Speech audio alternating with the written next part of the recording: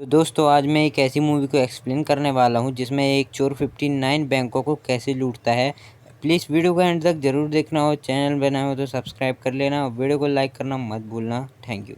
कहानी की शुरुआत होती है गिलबर्ट नाम के आदमी से जो कोर्ट में सुनवाई के लिए आया था। दरअसल उसने बैंक के चेक्स का फ्रॉड किया था, इसलिए उसे 18 महीने की जेल की सजा सुनाई गई। गिलबर्ट जेल में कैद हो गया, लेकिन 6 महीने में ही वो जेल से फरार होकर कनाडा की सरहद पार कर गया। कनाडा पहुंचकर उसने आइसक्रीम बेचने की एक नौकरी ढूंढी, लेकिन उससे पहले उसे अपना ID कार्ड दिखाना पड़ेगा। लेकिन गिलबर्ट के पास तो ऐसा कोई कार्ड था ही नहीं। वो निराश होकर वहां से चला गया, लेकिन रास्ते में उसे एक भिखारी दिखा। गिलबर्ट ने $22 के बदले उस भिखारी का आइडेंटिटी कार्ड खरीद लिया। अब से उसका नाम रॉबर्ट हो गया और उसने आइसक्रीम वाले को अपनी ID भी दे दी।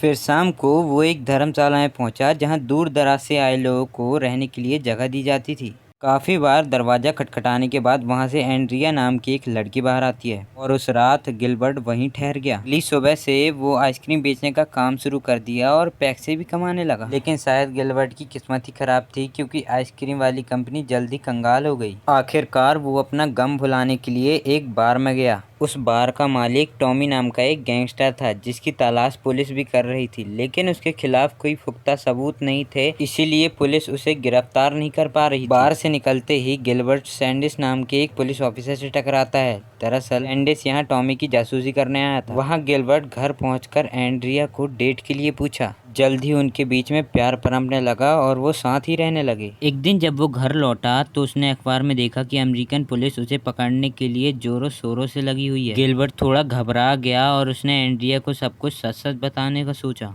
उधर एंड्रिया टॉयलेट में थी और अचानक उसका चेहरा खिल उठा। असल में वो गिलबर्ट के बच्चे की मां बनने वाली थी। उसने बाहर जाकर गिलबर्ट को ये खुशखबरी देनी चाहिए, लेकिन उससे पहले गिलबर्ट ने उसे बोला कि वो काम के सिलसिले में कुछ दिन बाहर जा रहा है। जल्द ही गिलबर्ट पुलिस को धोखा देने के लिए वैनकूवर पहुंच गया। हाँ, उसने फिर से नौकरी की तलाश शुरू कर दी, लेकिन कोई भी उसे नौकरी देने के लिए तैयार ही नहीं था। तभी अचानक उसने सड़क पर 2 आदमियों को ट्रक से पैसे निकालकर बैंक में ले जाते हुए देखा। यहाँ से गिलबर्ट के दिमाग की बत्ती जली और जल्द ही एंड्रिया के प्रेग्नेंट होने की उसको न्यूज भी मिल गई। अब से उसका इरादा और पक्का हो गया। अब गिलबर्ट बैंक चला गया और वहाँ जाकर उसने बैंक की हर एक चीज को अच्छे से देखा। के बाद वो एक दुकान में गया और वहाँ खुद को एक्टर बताकर कुछ भेष बदलने की चीजें लेने लगा। कुछ ही देर में वो सिक्योरिटी गार्ड का भेष बदलकर बैंक में घुस आया और वहाँ के मैनेजर से सिक्योरिटी की जांच पड़ताल करने लगा। उसके बाद वो कैमरा सर्वर रूम में भी गया और वहां से सारी जानकारी ले ली। साथ ही उसने सिलिकॉन स्किन से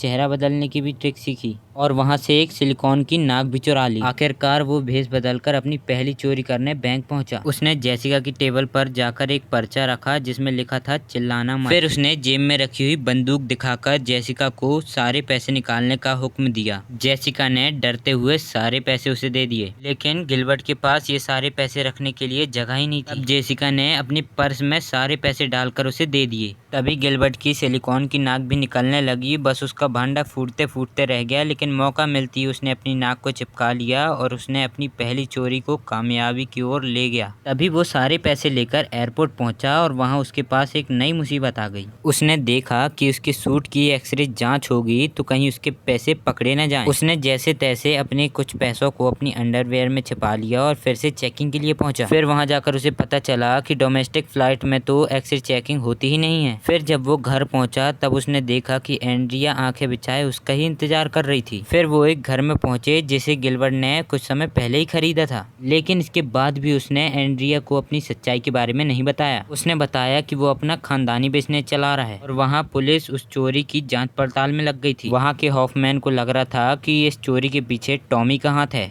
फिर सैंडर्स ने पुलिस कमांडर से टॉमी को अरेस्ट करने की इजाज़त मांगी, लेकिन अब भी उनके पास कोई ठोस सबूत नहीं थे, इसलिए सैंडर्स को ही इस चोरी का पर्दाफाश करना था। उधर गिलबर्ट को और बड़ी चोरी करने के लिए और पैसों की जरूरत थी, इसलिए वो टॉमी के बार में उसे मिलने के लिए पहुंचा। उसने सामने मौजूद बैंक की तरफ इशारा करके बोला कि वो उस बैंक में 3 मिनट में चोरी करके आ सकता है। अगर वो ये करने में कामयाब होता है तब टॉमी उसे $10,000 का लोन देगा, जिसे उसने 5 महीने में चुकाना होगा। टॉमी राजी हो गया और कुछ ही समय में गिलबर्ट एक वर्कर का भेष बदलकर उस बैंक में चला गया और महज 3 मिनट में पीछे वाले दरवाजे से वो उस बार में आ गया। उसे देखकर टॉमी के तो होश ही उड़ गए थे। धीरे धीरे वो ऐसे ही भेष बदलकर बड़ी बड़ी चोरियां करने लगा। चोरी के बाद वो हमेशा डोमेस्टिक फ्लाइट से दूसरे शहर भाग जाया करता था ताकि वो पकड़ा न जाए। इसी कारण गिलबर्ट फ्लाइंग बैंडिट के नाम से फेमस हो गया।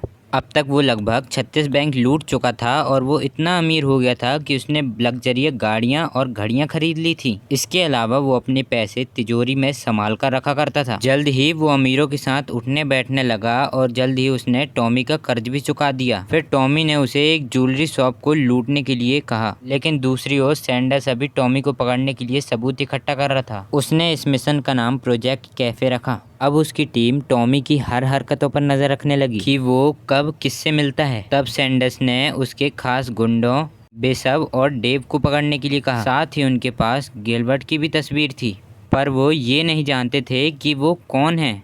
इधर गिलबर्ट अपने घर में था, तभी एंड्रिया उसके कमरे में आ गई। गिलबर्ट ने खूब सारे पैसे अपने बेड पर बिखेर कर रखे थे। तभी एंड्रिया पूछती है कि इतने सारे पैसे आए कहाँ से।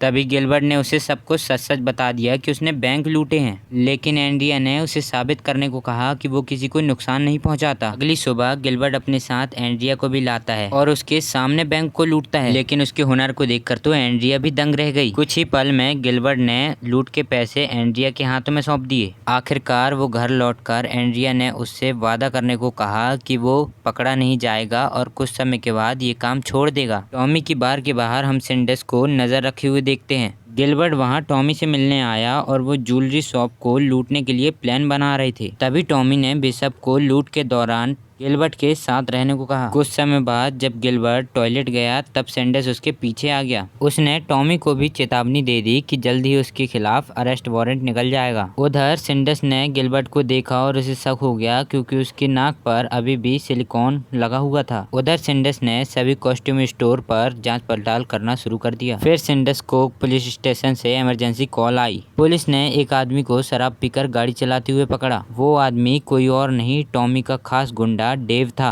आखिरकार उसने डेव से गिलबर्ट का सारा सच चुकलवा लिया। डेव ने उसे बताया कि गिलबर्ट अपना नाम बदलकर रॉबर्ट के नाम से जीने लगा और तो और फ्लाइंग बैंडिट कोई और नहीं गिलबर्ट ही है। फिर डेव ने खुलासा किया कि वो एक बड़ी चोरी की प्लानिंग कर रहा है। ये जानकर सैंडर्स तुरंत ही लूट की लोकेशन पर पहुंच गया। अब वो इस केस को सुलझाने के लिए बहुत उत्सुक था। सबसे पहले सैंडर्स ने वहां जाकर पूछताछ की जहां से गिलबर्ट अपने भेष बदलने के लिए कॉस्ट्यूम लिया करता था। फिर उसने लोकल पुलिस को भी खबर कर दी कि आज शहर में चोरी होने वाली है। जल्द ही उसने शहरों के सभी बैंक के बाहर पुलिस तैनात कर दी। वहीं दूसरी ओर गिलबर्ट और बिशप कैमरा ठीक करने वालों के भेष में अपने काम पे जुट गए और उन्हें एहसास ही नहीं हुआ कि कई पुलिस वाले उन पर नजर रखे हुए हैं। जल्द ही गिलबर्ट ने ज्वेलरी स्टोर में जाकर उसके मालिक से सभी जेवरात एक बैग में डालने के लिए कहा। वहाँ पर बिशप दरवाजे पर नजर रखे हुए था। तभी उसने देखा कि सैंडर्स उन्हीं की तरफ आ रहा है। वो लोग जैसे तैसे पुलिस की नजरों से वहाँ से भाग निकले, लेकिन बदकिस्मती से बिशप का हथियार वहां दुकान में ही छूट गया था। पुलिस अभी भी उनका पीछा कर रही थी, लेकिन उन्होंने जो यूनिफॉर्म पहनी थी उनके जैसी कई और लोगों ने भी यूनिफॉर्म पहनी थी,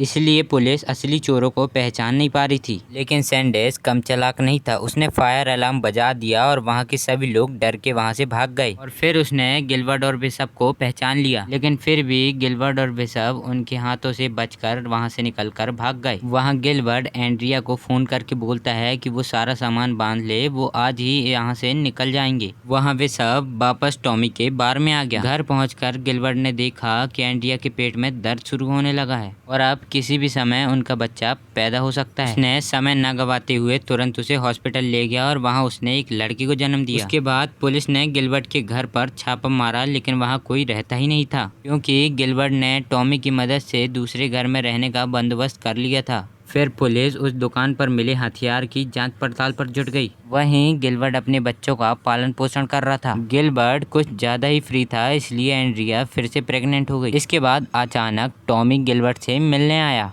इसके बाद टॉमी ने गिलबर्ट से आगे के प्लान के बारे में पूछा क्योंकि वो फिर से एक चोरी करवाने वाला था, लेकिन गिलबर्ट ने उसे साफ इनकार कर दिया और टॉमी के जाने के बाद उसने अपने पैसे देखे, वो लगभग खत्म ही हो चुके थे। पर फिर भी एंड्रिया ने उसे फिर से चोरी करने की इजाज़त नहीं दी। लेकिन अगली ही सुबह जब एंड्रिया सो रही थी तब गिलबर्ट एक पता लिखकर अपने घर से चला गया। अगली सुबह जब एंड्रिया उठती है तब उसे एहसास हुआ कि गिलबर्ट चला गया है। अभी फ़ोन की घंटी बजती है और सैंडर्स गिलबर्ट का पता पूछता है। एंड्रिया ने उसे जवाब दिया कि वो तो घर पर है ही नहीं। फिर सैंडर्स ने सभी एयरपोर्ट पर पूछताछ की लेकिन कोई फ़ायदा नहीं हुआ। लेकिन फिर इत्तेफाक से उसने एक अखबार पर एक और एयरलाइंस की ऐड देखी जो उनकी नज़र से चूक गई थी। फिर पुलिस जल्द ही उस एयरलाइंस की जांच पर जुट गई। उधर गिलबर्ट एक होटल में अपने प्लान की तैयारी कर रहा था, तभी उसे अचानक एंड्रिया का फ़ोन आ गया। गिलबर्ट ने फिर से उसे झूठ बोल दिया और 5 बजे एयरपोर्ट पर मिलने का बोला। इसके बाद फिर से उसने भेस बदल कर बैंक लूटा और बैग भरकर बाहर आ गया। उसने बाहर देखा कि उसी के जैसे कपड़े कई और लोगों ने भी पहने हुए हैं। इस वजह से पुलिस वालों ने किसी और को ही गिरफ्तार कर लिया और गिलबर्ट आसानी से बैंक के बाहर आ गया।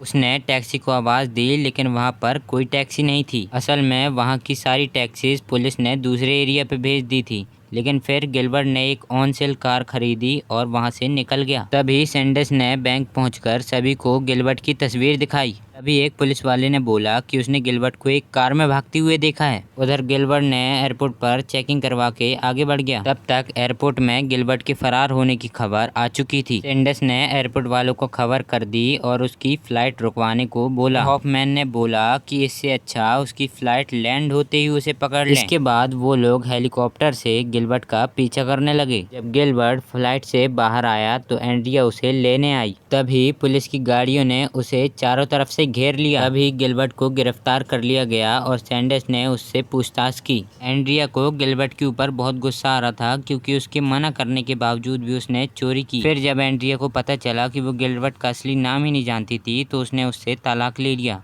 फिर जब गिलबर्ट से टॉमी मिलने आता है तब उससे बोलता है कि उसी ने पुलिस को बताया था उसके बारे में। उसके बाद गिलबर्ट को 59 बैंक लूटने के जुर्म में 20 साल की सज़ा हुई। आखिरकार गिलबर्ट को सही सज़ा मिली। आप सोच रहे थे कि गिलबर्ट बच जाएगा, कभी नहीं।